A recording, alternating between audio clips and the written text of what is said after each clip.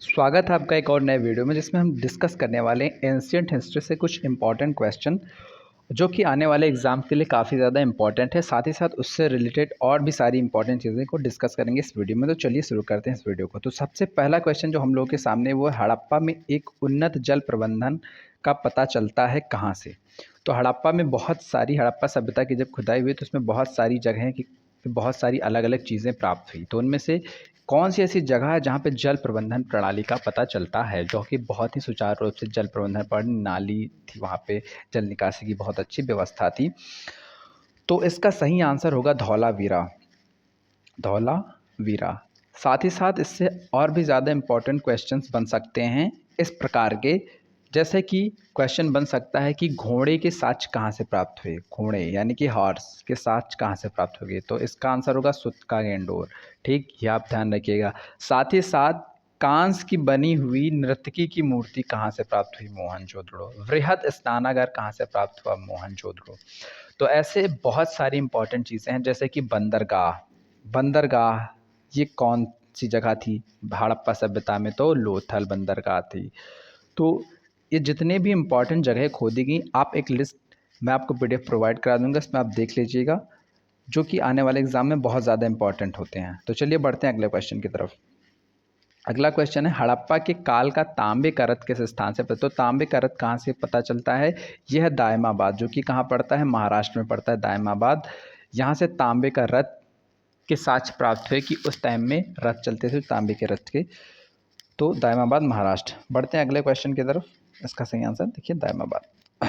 अगला क्वेश्चन, ऋग्वैदिक युग की प्राचीनतम संस्था कौन सी थी। तो ऋग्वैदिक युग, हड़प्पा सभ्यता यानी सिंधु घाटी सभ्यता के समाप्ति के बाद जो काल आता है उसे वैदिक काल कहते हैं। वैदिक काल को दो भागों में बांटा गया है, एक उत्तर वैदिक और एक पूर्व वैदिक और दूसरा उत्तर वैदिक।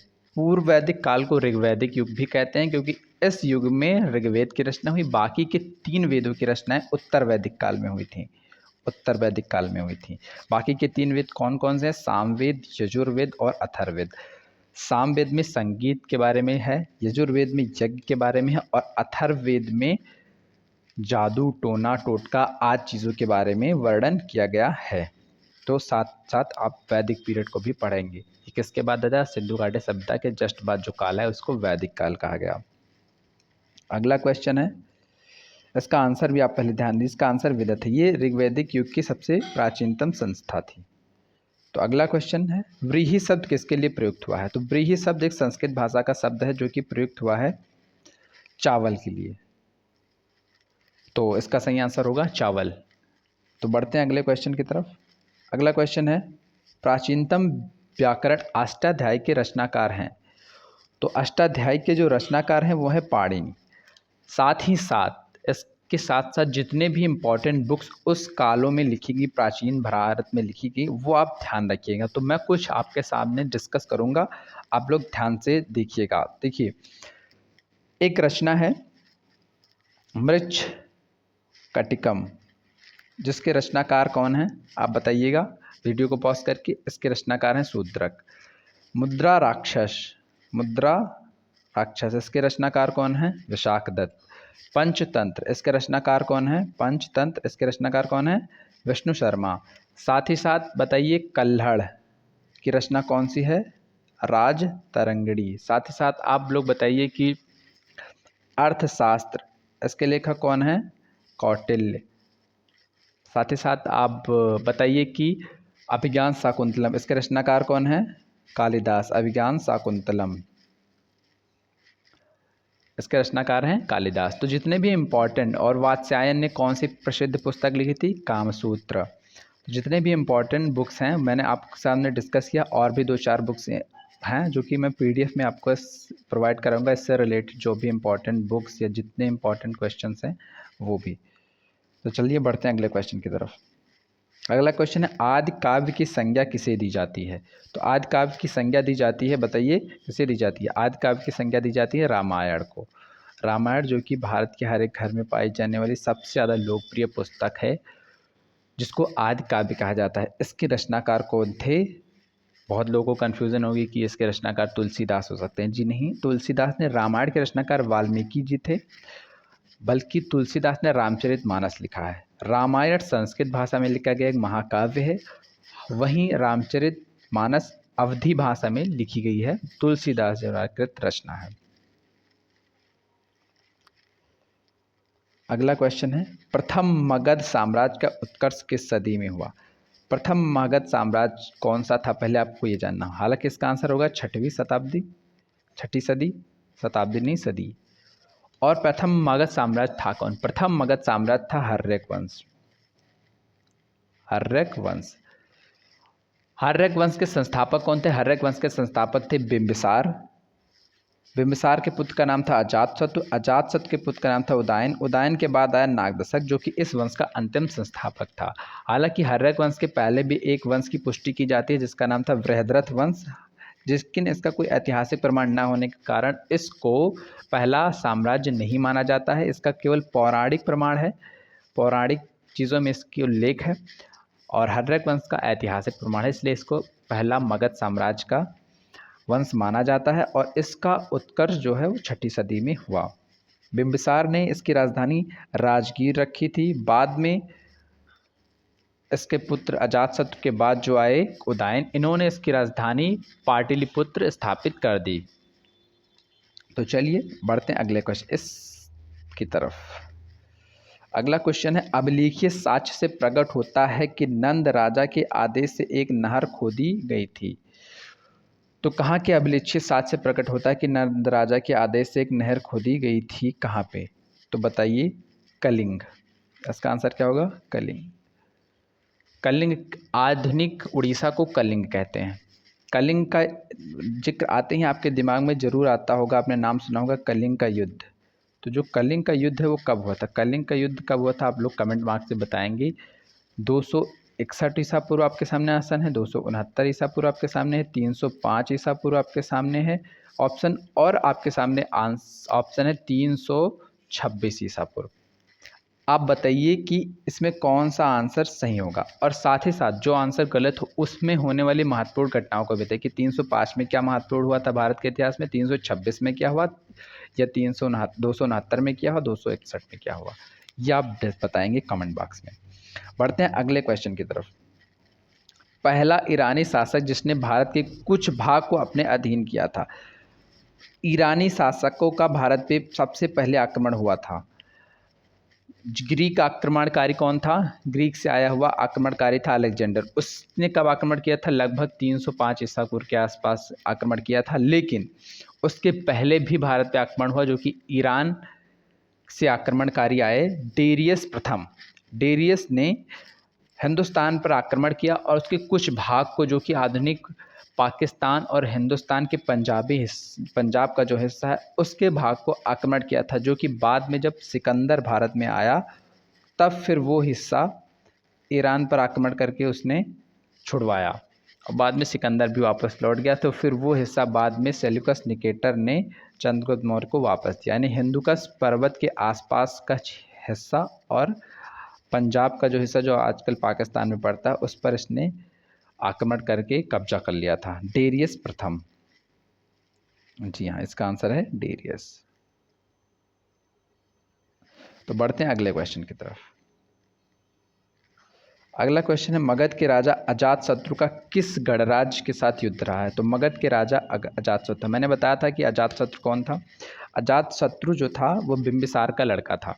इसने अपने पिता की हत्या करने के बाद खुद कहाँ बैठ गया? राज सिंहासन पर बैठ गया, और इसने वैशाली पर आक्रमण किया जहाँ लिच्छवी वंश का राज शासन था, जिसकी राजधानी वज्जी थी।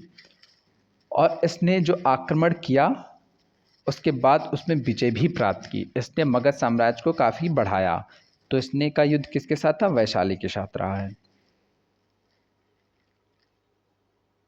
भारत में सबसे बड़ा बौद्ध स्तूप कहाँ है? तो भारत में सबसे बड़ा बौद्ध स्तूप है सांची में। सांची के बौद्ध स्तूप का निर्माण किसने कराया? अशोक ने सांची के बौद्ध स्तूप का निर्माण कराया था। साथ साथ और ये कहाँ पे पड़ता है सांची का बौद्ध स्तूप? मध्य प्रदेश में ये पड़ता है। बढ़ते हैं अगले क्वेश्चन की तरफ। प्रथम जैन महासभा का आयोजन कहाँ पे हुआ था? तो प्रथम जैन महासभा का आयोजन कहाँ पे हुआ था? पाटलिपुत्र में हुआ था। को क्या कहते हैं आजकल? पटना कहते हैं पाटलिपुत्र को, जो कि बिहार में पड़ता है। इसमें जैन महासभा का आयोजन हुआ था। बढ़ते हैं अगले क्वेश्चन की तरफ। किस श्रीलंकाई शासक ने अपने आप को मौर्य सम्राट अशोक के आदेशों के अनुरूप ढालने की कोशिश की थी? तो तिस्य नामक एक श्रीलंकाई शासक था जिसने सम्राट अशोक से काफ़ी ज़्यादा प्रभावित था।